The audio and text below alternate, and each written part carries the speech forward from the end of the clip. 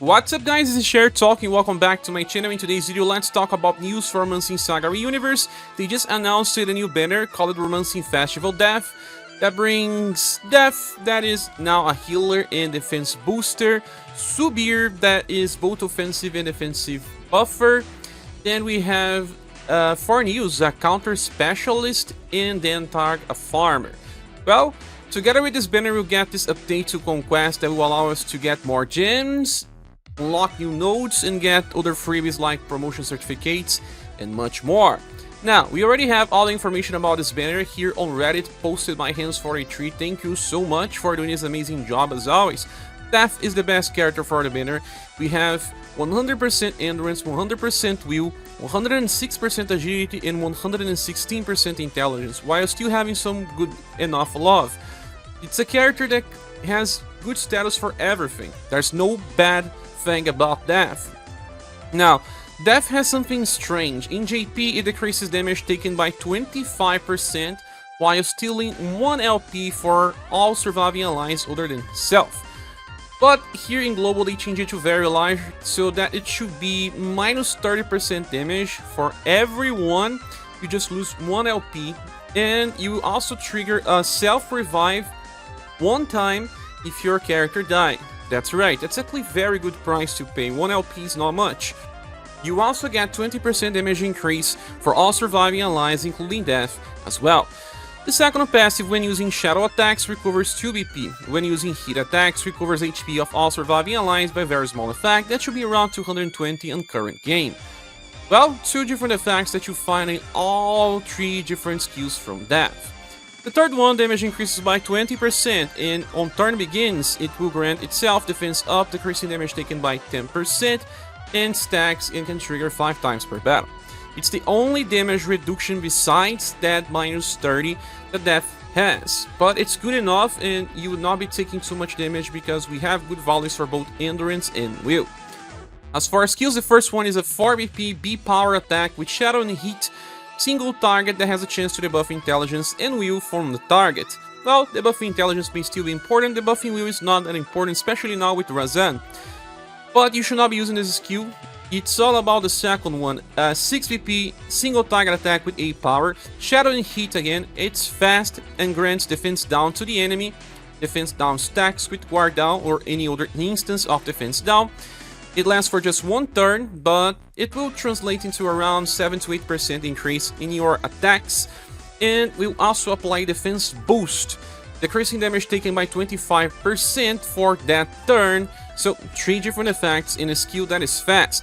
Because this skill is both shadow and heat, you'll be triggering all the 2 different effects, so you get 5 EP in that turn, and you will also be recovering HP of all surviving allies on the same time. This is actually very interesting. We have minus 30% damage from the first passive, and now minus 25%, 2 defensive layers alongside increasing your damage output by a little, and also healing your party. I know, Death is not a good healer for Global, we have much better healers. In JP it was still used as a good one, but here in Global it's all about just giving more defense and sustain to your party. And this is premium levels of sustain, much like you will get with Final Empress full build in her latest style alongside the Christmas shield that brings her 3 different layers. Now we have here only 2 layers but with very big numbers, while still giving you damage increase on the same time. It heals, that's right, Death is very nice. The third one is an 8 BP double S power shadow and heat attack that will recover HP of all surviving allies by very small. In this case, you'll be healing twice because you'll be triggering the passives as well, so around 450 HP heal when you use this, but in this case it's 8 BP, it's a little too much, you are only recovering 5, so you have to use some turns to just bonk with Death, that's right. But there's also a 25% chance to trigger a small heal. Small heal is the same what you get with Steelblade Light, for example. It will heal around 1.2 thousand to everyone, but it's a chance. Why would you actually rely on something like this? Hence why I'm saying that Death's not really such a healer in Global as it is a defense booster. This staff is the best companion to Saruin. Remember, Saruin gives 1 BP for each shadow attack in your party. This will allow you to have a perfect 6 BP cycle with skill number 2. It will also allow you to decrease the BP cost generally of skill number 3 if you ever want to use this. But I still believe that would be just using skill number 2 forever in the fight, unless you are nuking on overdrive, maybe you have some surplus and you're going to use this third skill or even an inheritance from the past version of Death that has a lot of damage, but it's 13 BP. So, very useful style with good defenses and good sustain. I believe that it's very close to an OP grade, much like what we discussed it with Impress being triple S, but still being on the verge of reaching OP grade. A very useful style, but you can still use some other characters like Impress, like Tank Gustav with Lance Paint, that still offers similar value. And the good thing is that they all stack if you need extra defenses. Moving to the next character, we have Dentar, and Dentar got a buff to SDR just that, and has high agility and endurance, but you should not care about endurance because this unit was made actually to be a farmer. But importantly enough, we can actually use it as well on Remembrance if you need, because even though it gets lots of BP, it's not locked into those passives that only last for 1 turn, or passives that need to kill a target to trigger. For passives, we have 30% damage increase at all times, and on turn begins recovers 4 BP, it triggers only 2 times per battle. The second one, damage increases by 20% and starts the fight with 12 BP. The third one, increased damage by 20%, damage taken will be reduced by 25%, and starts the battle with at least +1. So, starts with 13, gets another 4 BP and then another 4 BP, and we have at least 70% damage increase.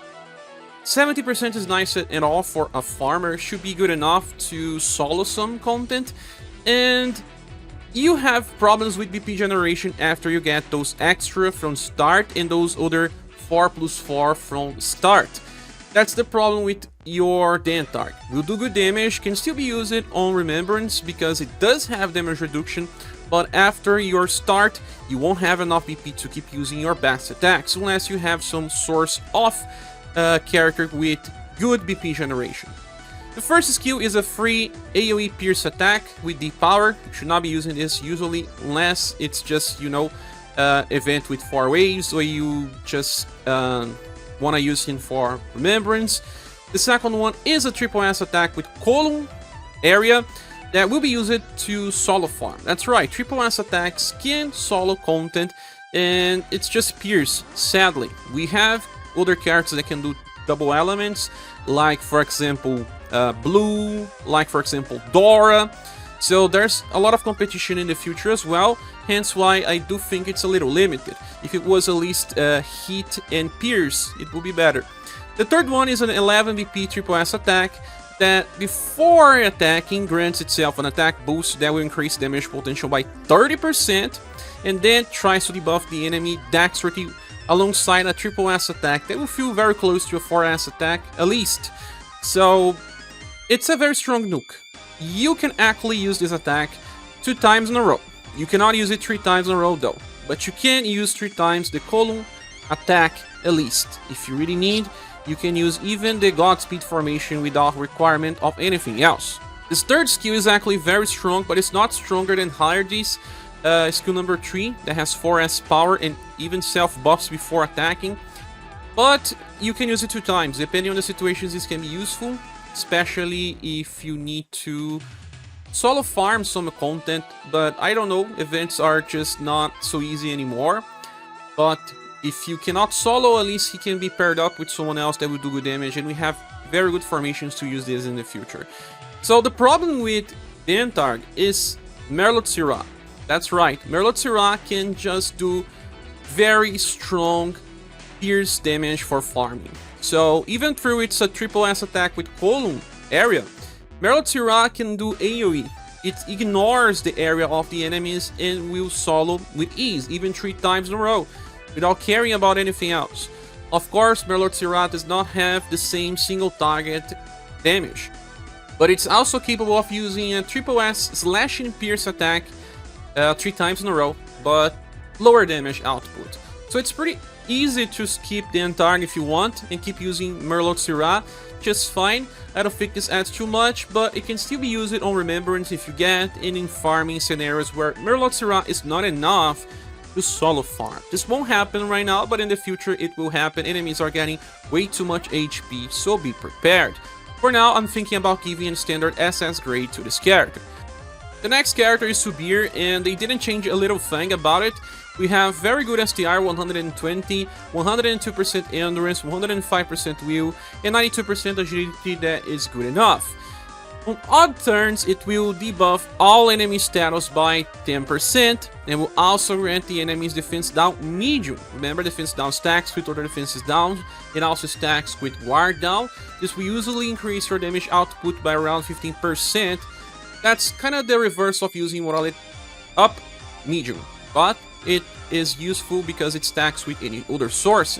But just in that specific odd turn, on even turns, you will buff all your status of all surviving allies by 20% and grant a defense boost that decreases damage taken by 15% in that particular turn.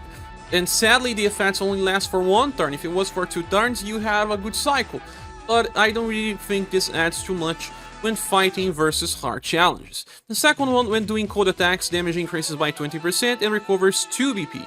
Also, when resisting attacks, damage taken is reduced by 25%, alongside intrinsic spear that decreases damage taken by 40% when resisting, has a 37% chance to evade when resisting, and increases damage potential by 20%. So you have 2 defensive layers, not much damage increase, but you have some other effects that trigger on different turns. Skill number 1 is a free single target piercing cold attack that grants pierce defense down and cold defense down to the target, and both will last for 2 turns. This will make enemies weak by 15% versus those 2 elements. This doesn't really stack, because when you are attacking an enemy, your game will choose which element to use. Even if your attack has both pierce and cold, you will have to use one or another when attacking.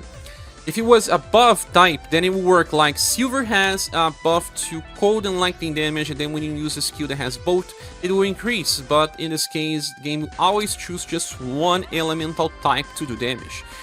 And even though it says 2 turns, because it only applies after you attack, only the next turn will be available. Because that's when you want to use the third skill, that is a triple S single target piercing cold attack that is fast and before attacking grants a pierce defense down and a cold defense down to the enemy, this time by large effect.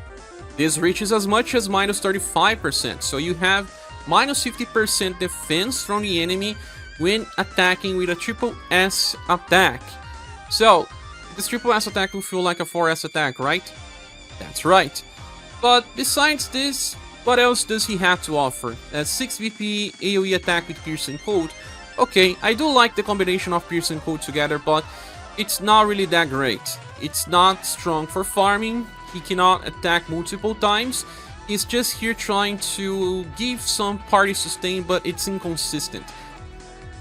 The last character is Forneus, and we have very nice status with a counter attacker that is hybrid. 115% STR, 115% intelligence, 104% endurance, and 94% will. Those are good values, we just suffer from very low agility. One thing to say is that this banner has 3 spear users, so if you're having difficulty on Remembrance, this is a good time to pull. Moving for passives, on the end of a turn we get a 25 points of overdrive gauge. We need 100 to get to overdrive, so this is actually a very good value. On overdrive attack, it grants itself a defense boost that will decrease damage taken by 35%. Lasts for 2 turns, sometimes you'll be able to get into overdrive every 2 turns, so that's good, but sometimes it will only be possible in 3 turns, meaning that you won't always have this effect available. And also on overdrive, you're gonna get this GC Rage that will counter with skill number 2 when receiving a direct attack. This will last for 2 turns. That's actually very nice, we'll talk more about it later. Then, on the start of battle, he will fuel his overdrive gauge to the max and grant himself a Deep Sea Rage. That is the same skill number 2, and we'll discuss more about it later.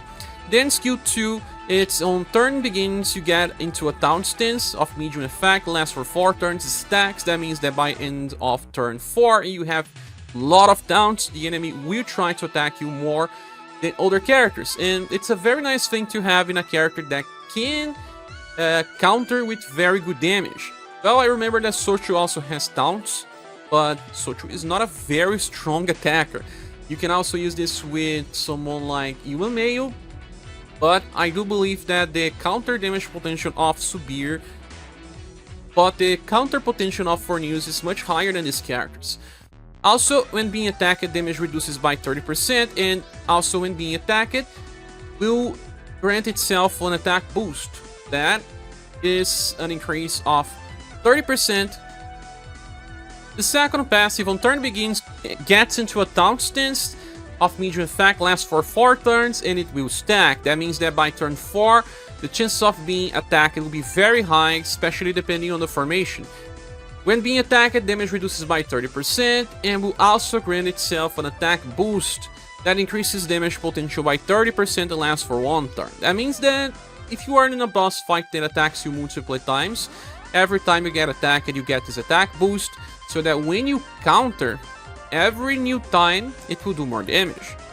The third one, damage reduces again, this time by 25%, and then on turn begins, grants himself a heat up that increases damage potential by 10% for the whole fight, stacks up to 5 times per battle.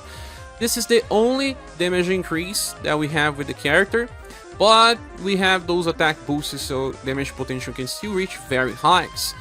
Skill number 1 is a free single target piercing cold attack with nothing extra. It's just that, well, it's when you don't have enough EP to use something else. The second skill is a spell with double S power and cold damage that has delay, that's right. Attacks a random target and will recover HP by around 220, and also has a 25% chance to recover by around 1.2 thousand. This skill here is the same one that you use as a counter, but I'll talk more about it in a few. Skill number 3 is a 4S attack that is just cold damage again. You have to pay attention to this, and can only be used 3 times in battle. Before attacking, grants himself an element enhancement cold that increases damage by 30%, and then attack randomly 1 target. That's right, again it's random. So it's a 4S attack that has higher potential than normal because you are self-buffing before you land a hit, much like what Hardy does, but Hardy does more damage. And then after attacking, you will grant yourself plus BP 1 recovery by the end of a turn. So he just gets 3 per turn. Now it will be getting 4, then 5, then 6 after you use it 3 times. But it will take some turns to get to use this 3 times because you are just recovering 4 if you use this on turn 1. That means you need 3 turns in order to use it the second time. So it's nice and all, but after you use it 3 times, what are you going to do? Well, you're going to use skill number 2. Remember that it's just cold damage in both skills. That means that he is made to be a counter that uses cold attacks all the time. Now that we discussed skill number 3, you need to talk about how he actually works. On turn 1, you have full overdrive dodge. Then you're gonna use skill number 3. That will give you this element enhancement for cold attacks, including this attack that you just did. So very strong damage on turn 1, and this will still be active if you get to counter. And when you counter, you will already do at least once because of your passive, and you will do a second time because you just triggered the second part from overdrive.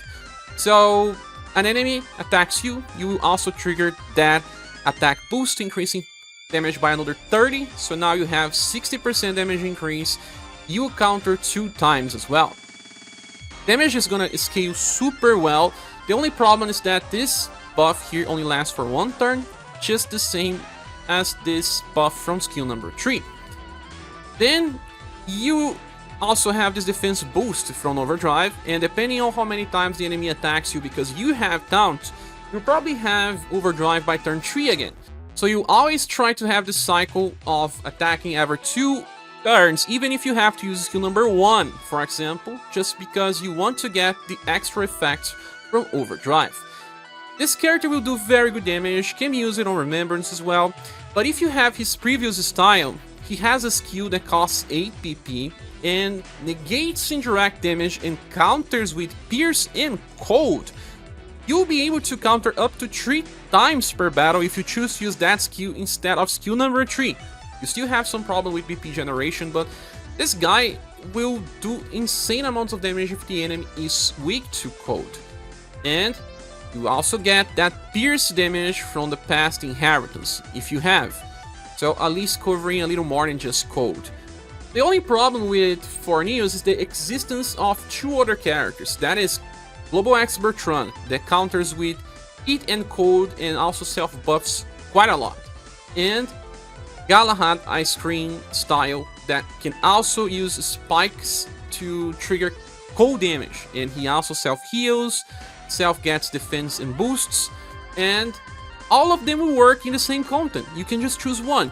Forneus will probably do more damage than them all together, especially if you have his previous style to decide if you want pierce damage as well.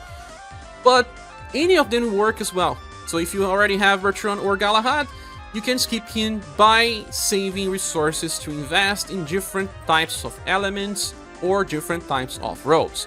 It's not always that a counter mechanic works, but when it works, your character can even solo. Well, Forneus is gonna get a triple S grade in the tier list. It's a very strong unit, won't work all the time, but when it does, it's gonna shine. So my opinion is Banner deserves a Silver Plus award. I was a little torn between just Silver or Silver Plus, but Death is very good. That minus 30% alongside a minus 25% damage and heals and even defense down. And Forneus has a very good damage potential, but depends on the fight. But they are premium units. Nothing else can be said besides that. And we still have 2 useful styles for Spear Remembrance, although it's not a type of weapon where we have difficulties usually. But the banner is okay to pull if you like the characters and if you want to use Death.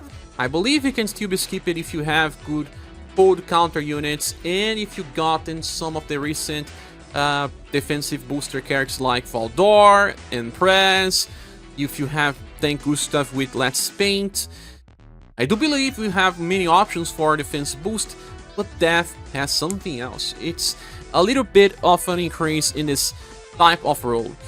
This banner is actually very good for new players. I recommend those that have started the game recently to summon here because they will get damage reduction and a counter specialist. But as soon as you get that, then Forneus you can drop the banner and just save gens for older types. If you are a veteran with access to Bertrand or Galahad, and if you have way too many defense boosters, you can also decide to skip if you want.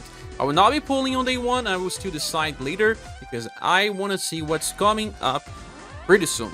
Well, what do you think about this all? Please see here on the comment section. Thank you so much for watching this video, please subscribe if you haven't, and if you want to support the channel, we have links on the description of the video. I hope to see you soon in the next one. Bye!